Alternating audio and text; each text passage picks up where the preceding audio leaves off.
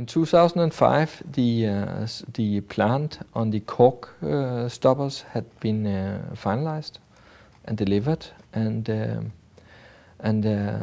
new production facility should be sold, and at the same time the oil activity developed. It was hard to find customers for the super rubber project, and therefore the company was actually running a little bit low on potential revenue streams, although it continued to finance its efforts in the energy area from a business angel, and the fact that the people working there at that time, 5 people, were not really having a salary outcome at the time. During this phase, it was decided that the company needed to go public to have a stronger financial base and make the focus on single business areas, not work on the opportunistic business approach in the same way. So there was a stronger focus. The advice that was given from financial advisors in these days was that the Catholic business case was taking too long to pay back for normal investors to believe in this as a good business case. So therefore, additional business area was needed that could bring faster revenue streams, perhaps with less potential than the energy area itself, but with the ability to generate the revenue streams faster. And this was then described, and work was focused into these areas, and then the company went public in the winter time of 2006.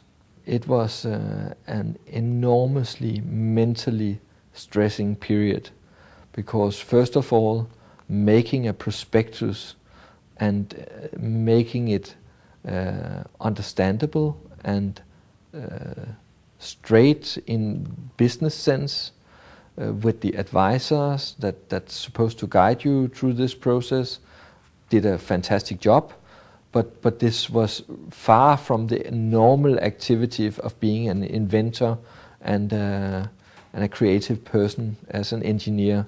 So yes, it was enormously mentally stressing for the company that at this time was really a small company. And at the same time, the ideas had to be verified in terms of is there really technologically height and innovation in this?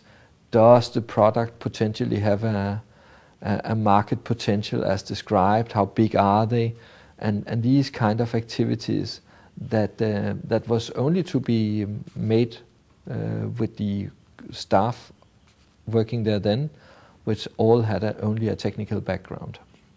Yes, we decided that the North Star, which is a sort of a smaller than small cap companies, that we actually had taken on an approach when we went to the North Star, that we complied with all the rules and all the information levels that you have to do when you list on the OMX stock exchange, which is the bona fide stock exchange. We already did, so we might as well take the company for a full OMX registration, and we decided to do that, and this was done in the end of 2007.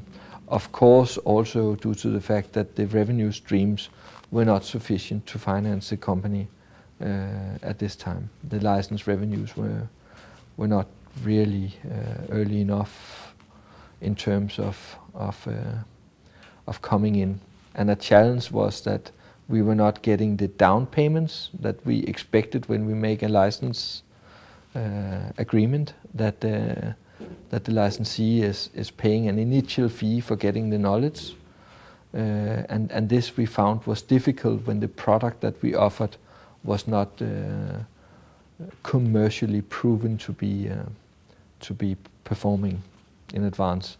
normally you can get a down payment when the product is almost a certain success. Which if there is a commercial risk, they would rather see if the product performs first and then pay. And therefore we were challenged on the revenue perspective during 2007. Yes.